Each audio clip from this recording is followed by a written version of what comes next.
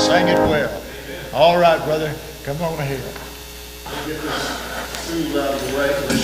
Well, I'm not that tired. I'm good.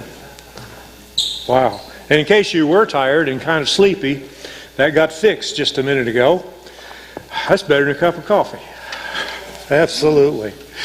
So, let's begin with a word of prayer tonight. Father, thank you for loving us. Thank you we have such better places to go because we belong to you. We're here to learn. Pray that you teach us. In Jesus' name, amen. Well, we got new screens tonight, and I'll have to tell you, I didn't know how this was going to come off, because the other ones, I was kind of familiar with how big I could make the letters and stuff, but not on this one, so I kind of taken a shot to see how it turned out. So before you complain, I see that I can make some of it bigger. So we'll work on that for next week. Other than that, just kind of squint your eyes, and if you need to, you might even move up closer to the front. Baptist sin, isn't it? I have to tell you, as an associational missionary, I wasn't preaching, so I went to a lot of churches, and I usually sat toward the back.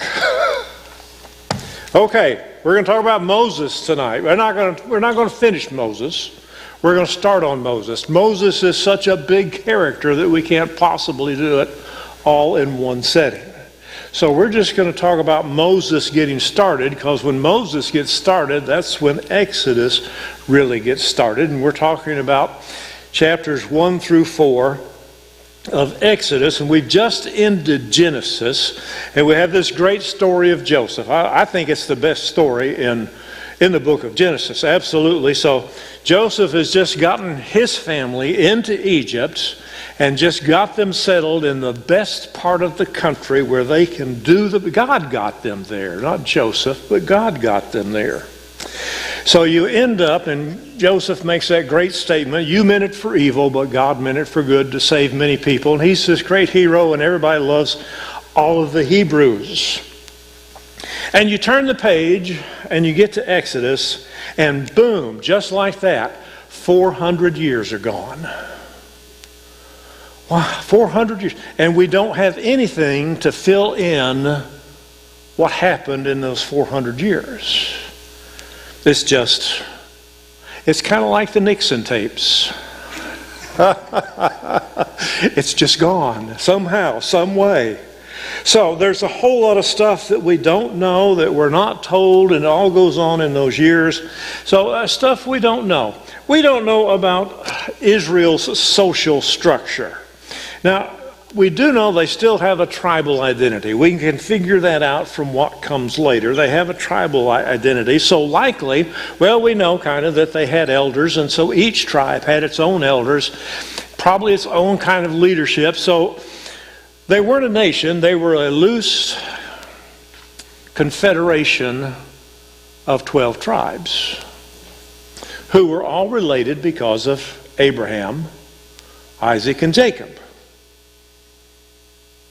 And we know that continued to be an issue. We can go to the book of Kings, 1st or 2nd Kings, but particularly with David, and then with Jeroboam, when the country split, that there continues to be a division, a willingness to do without each other, let's say, between the tribes.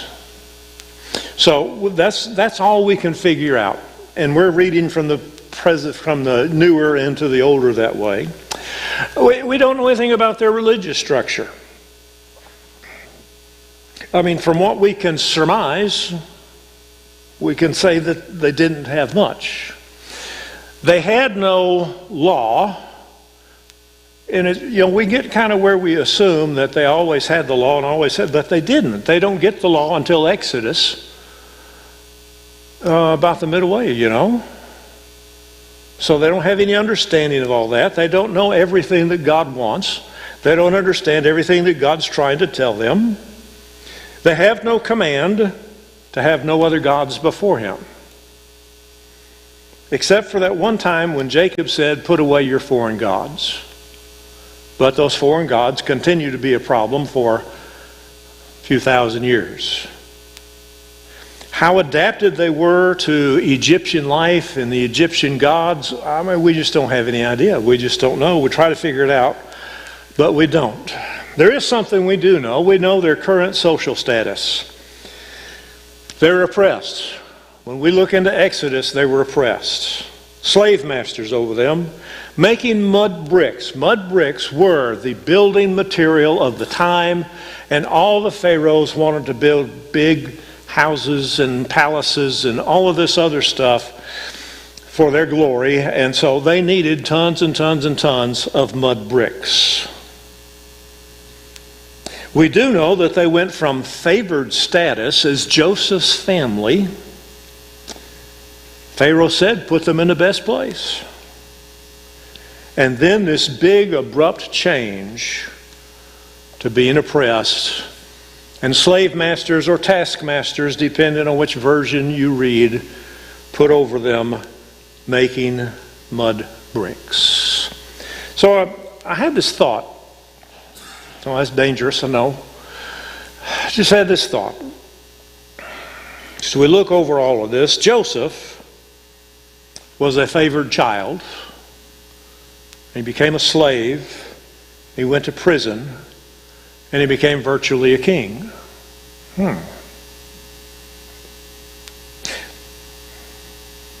Jacob was a favored child. And he went through a lot.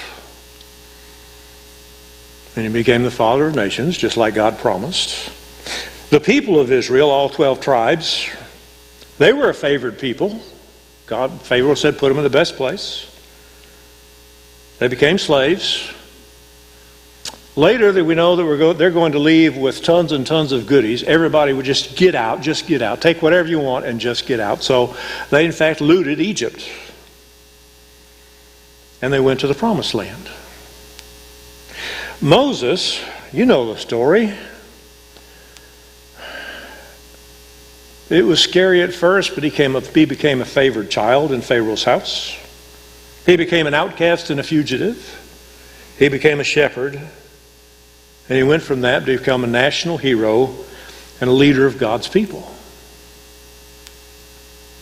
Jesus was in heaven. And he gave that up and came here and put up with us. And he went to the cross and he rose from the dead, and now he's at the right hand of God. There's kind of a pattern here.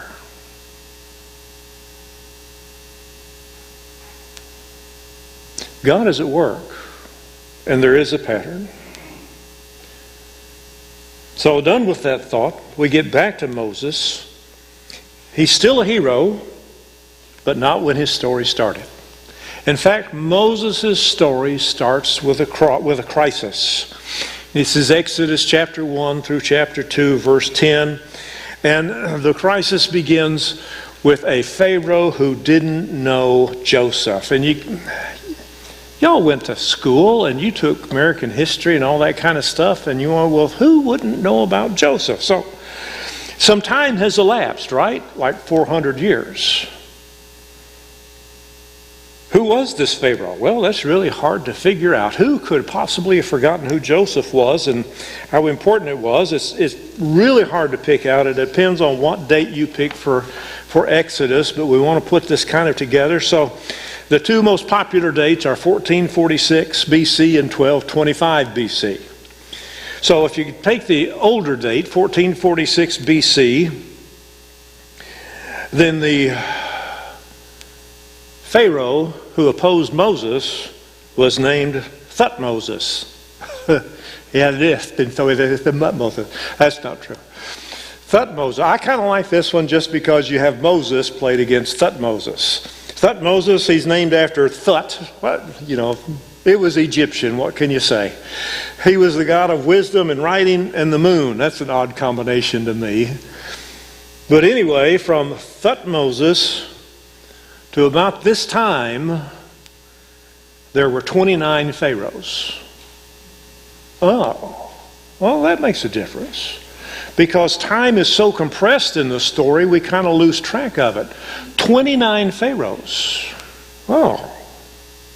And if you go with 1225 BC, the earlier date, Ramses II was Pharaoh at this time. And there were 24 pharaohs between Joseph and Moses. And if you know something a little bit about Egyptian history, the pharaohs, they erased their predecessors all the time.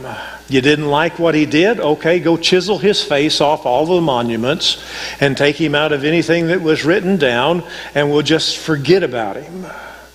They rewrote their history as needed. So it's just possible that there was a Pharaoh who didn't know Joseph. Years had passed. It was gone. Maybe it was just buried somewhere. Maybe it was erased. And then the way that it reads, I'm sure it had to take more time. I mean, we've skipped 400 years in a page, so in just one verse or two verses or a few verses, certainly it took them more time, but the way it reads is kind of like the Pharaoh woke up one day and said, wow, there's a lot of these Hebrew-looking people here. Where'd they all come from? How did they get here? I mean, that's kind of what it's like, but suddenly he realizes there are a lot of them. And he gets scared. The people of Israel, Exodus 1:7, the people of Israel were fruitful and increased greatly. They multiplied and grew exceedingly strong, so the land was filled with them. So, a couple weeks ago, I told you about taking the 90 people that I guess that Joseph's family went into Egypt with and did a 2% compounded growth over 400 years. I told you I was being very conservative, and I was. God wasn't. And we find out a little more later just how big this was. They were fruitful and increased greatly. They had a lot of babies.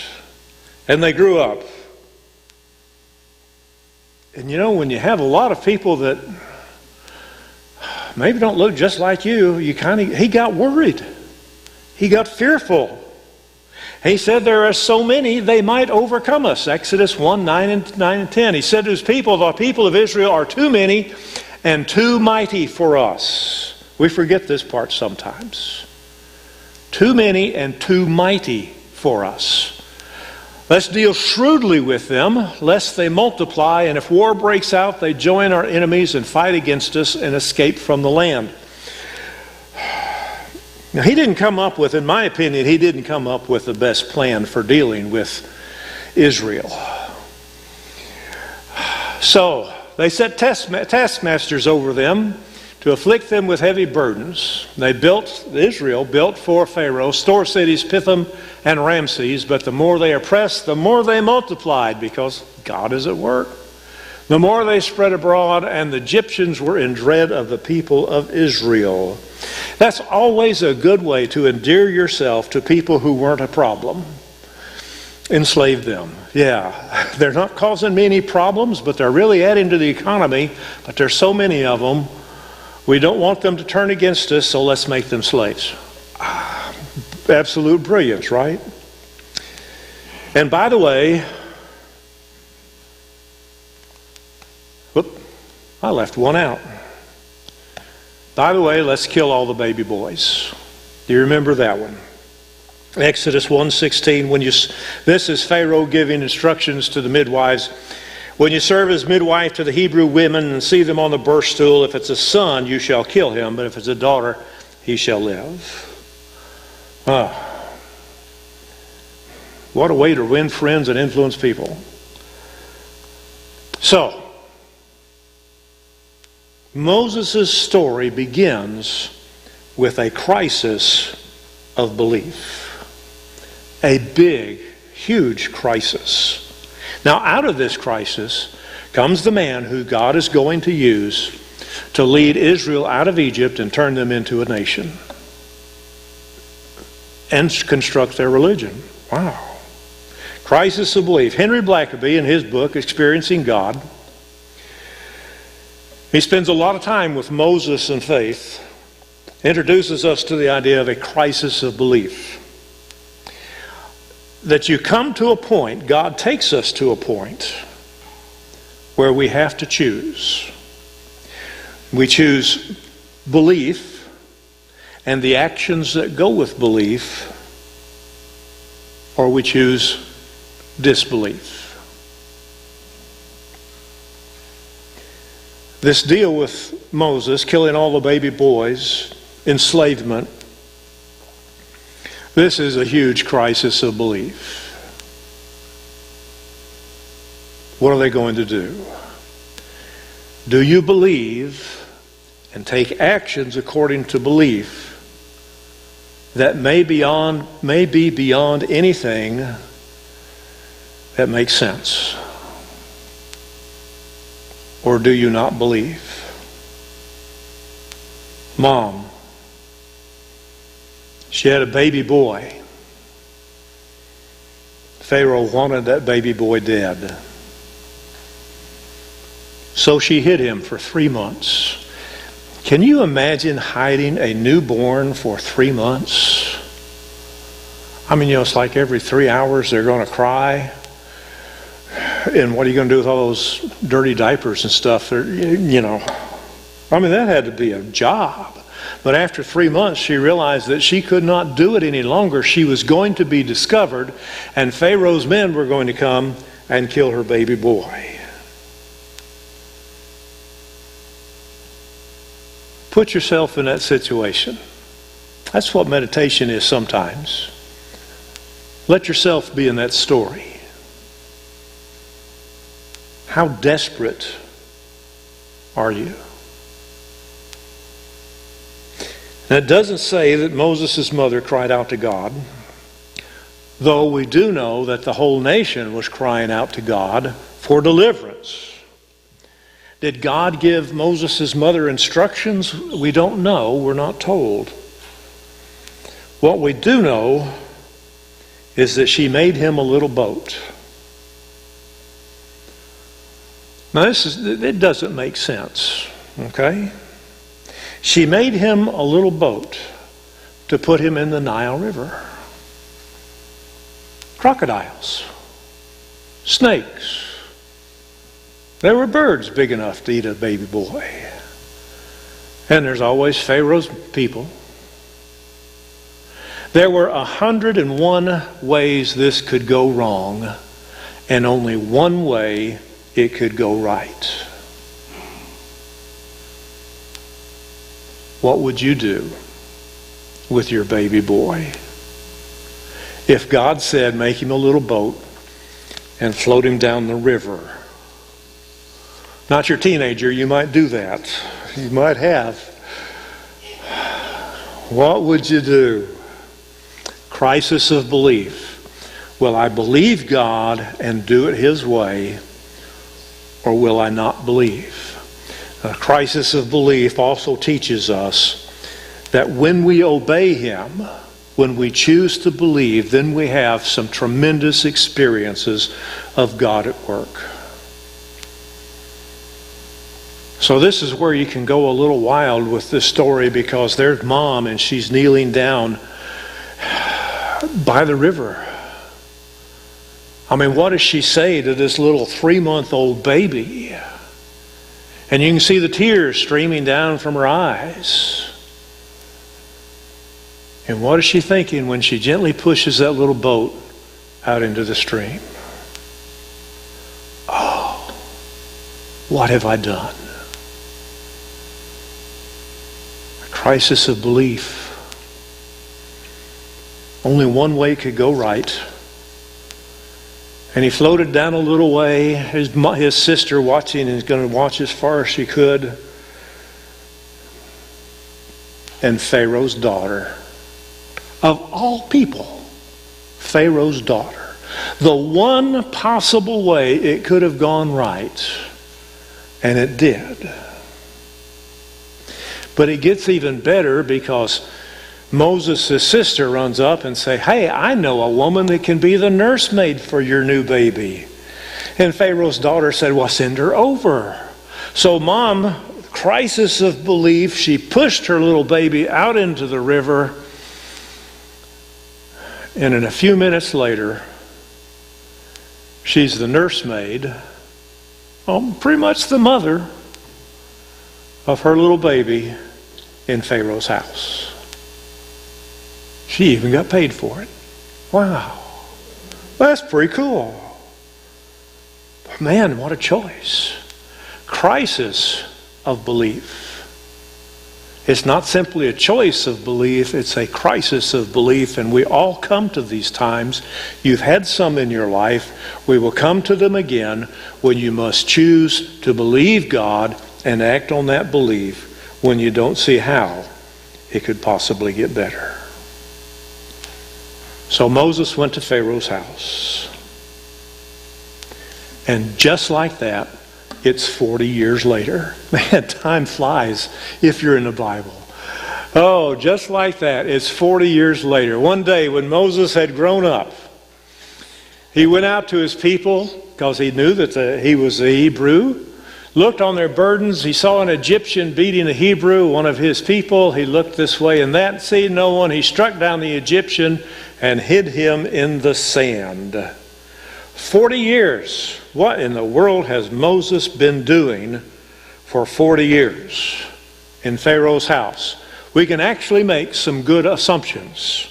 Moses has been educated, because if you were one of Pharaoh's children, grandchildren, then you were taught to read and write, perhaps even multiple languages. Egyptian literature. You were expected to know all this stuff because you were the elite of the country. You were taught math, likely even some engineering, because you were going to need it because you were the elite leadership. You were taught administration because you were the guys. And you were taught military because you were going to be a military leader. Oh. What's he doing for 40 years? He's learning, and he's practicing it in some leadership positions. So what was Moses? I forgot I did that one. What was Moses doing? Well, God, for 40 years, is shaping a leader. If he had stayed with the Hebrews, he never would have gotten all that education, all that practice, and how to be a leader. And of course, he wasn't supposed to be alive. But, miracle of miracles, he grew up in Pharaoh's house. And he learned all of these essential lessons. But there was time for other necessary lessons, because he killed this guard. And when Pharaoh heard of it, he sought to kill Moses. Moses fled from Pharaoh and stayed in the land of Midian. He sat down by a well and he met his wife and all that good stuff. But there's other necessary lessons for Moses to learn, and one of those is humility. He went from favored son to fugitive to shepherd. And before he became a shepherd, he had nothing. He went from wealthy, elite status to a boy on a run with nothing to his name. And then he became a shepherd for his father-in-law. Humility. It's necessary to follow God. In fact, King Saul, that was his big undoing, was that he forgot humility. And this is about 40 years later. She, Moses' wife, gave birth to a son, and he, Moses, called his name Gershom. For he said, I have been a sojourner in a foreign land. 40 years. Moses had lots of time to think, lots of time to learn to call on the God of Abraham, Isaac, and Jacob. And then we come to a turning point. I got to remember where I made all these signs. So we come to a turning point. In those many days, the king of Egypt died.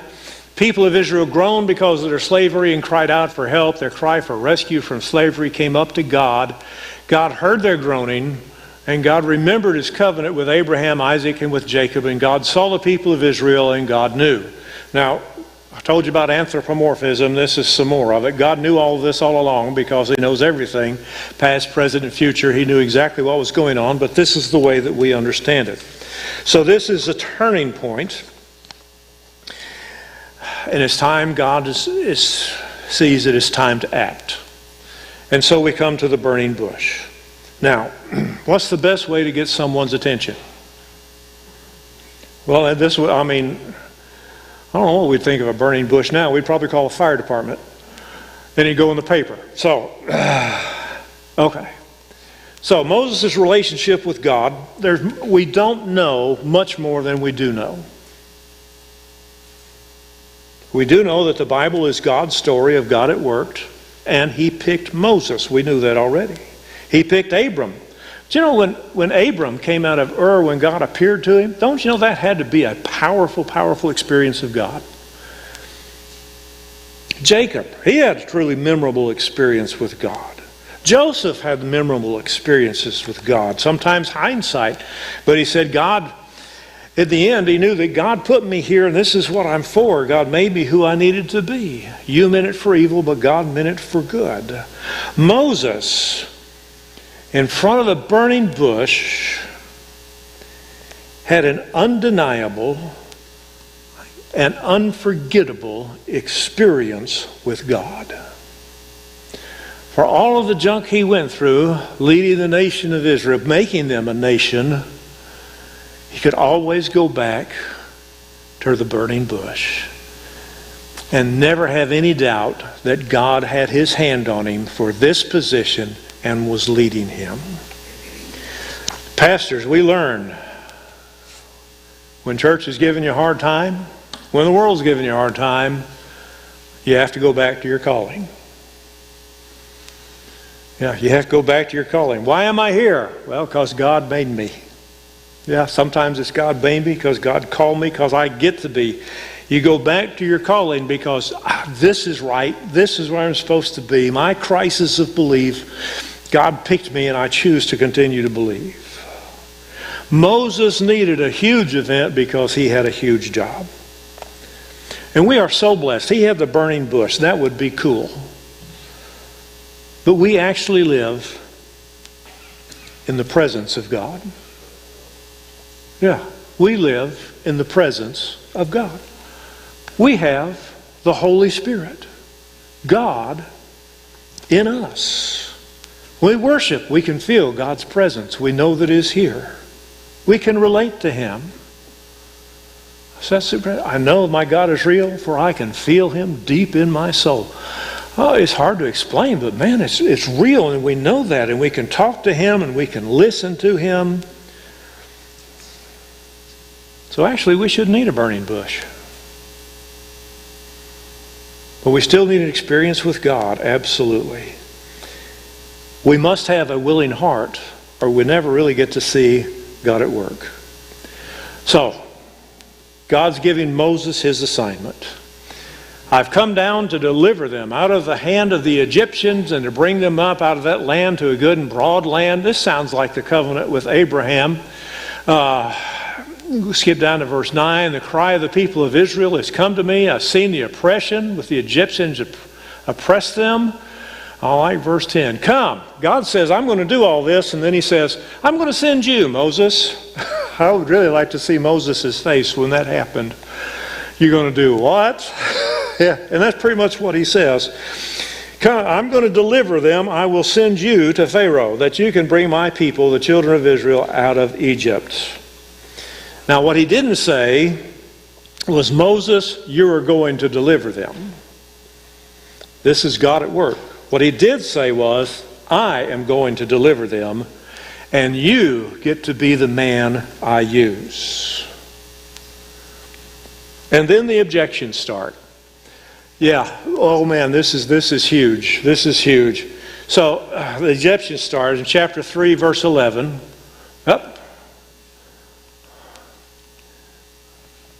Moses asked, well, who am I to do that? Good, awesome question. Absolutely pertinent. I'm just some old guy in the boonies raising sheep. Yeah, except for that 40 years of training he had in the house of Pharaoh. Okay. And in response to that, God said, I will be with you. There was a man, and he fell off of a cliff, and he grabbed hold of a branch of a tree that was kind of hanging over the cliff, about to fall over. But he was hanging there, and he was desperate, and he was crying out for help. And he hears footsteps, and somebody's walked up to the edge of the cliff and looks over at him, and he says, let go. Yeah, let go of that branch that you're holding on to. And the man looks up and says, is there anyone else up there? Yeah. That's the way we feel a lot of times. God said, I'll be with you. And we said, okay. Is there anybody else around? Yeah, absolutely.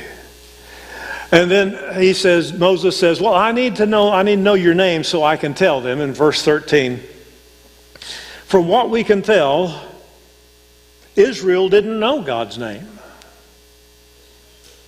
This is the first record of God's name.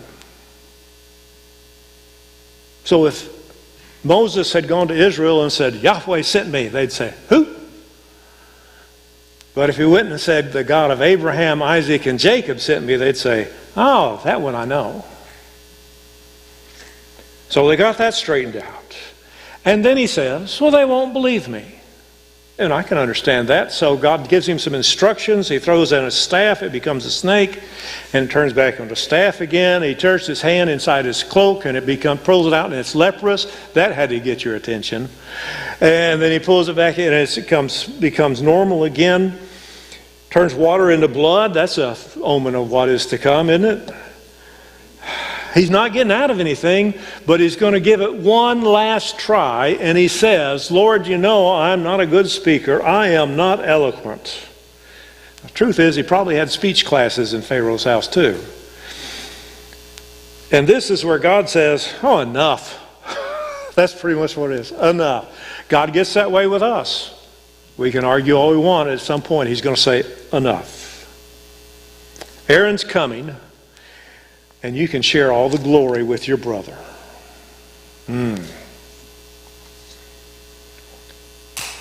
So, Moses' beginning and his continuance throughout all the next 40 years is obedience. And that's really at the core of our relationship with God is obedience. I mean, Moses had his call and he had the promise of what God will do. That is all theory. It's all good to talk about until he obeys God by starting to Egypt. That's when it gets real and he begins to see God at work. You see, he could have gone to Sunday school classes and talked about God and talked about what God will do and how God's going to take care of you. He could have written books about it, and none of it would have come true, and none of it would have happened, and he never would have seen the reality of God until he started for Egypt.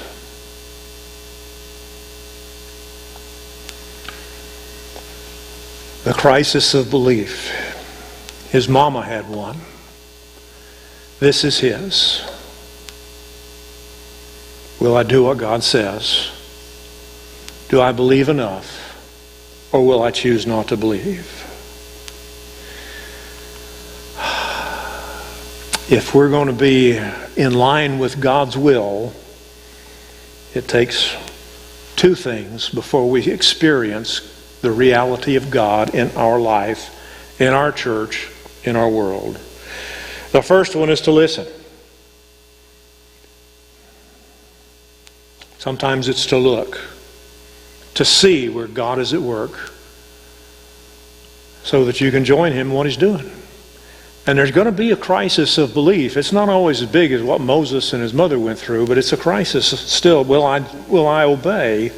Will I choose faith, or will I choose to just let it be theory? Because then comes obedience. That's when you actually start doing. Jesus asked the question, who are my brothers and sisters and mother and father and so on?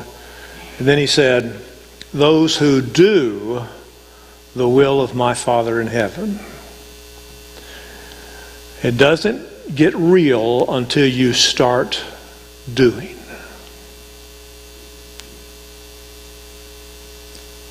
And then we can start having some powerful experiences of the reality of God. And he does what he said he will do. To Moses, he said, I'm going to deliver my people, and you're the man that gets to help me. And Moses, sometimes we feel that way. God says, I will, and you're the one that's going to, I've chosen to do it. And you, Crisis of belief. What will you choose? So, we're going to go into prayer time. Brother John's going to come lead us.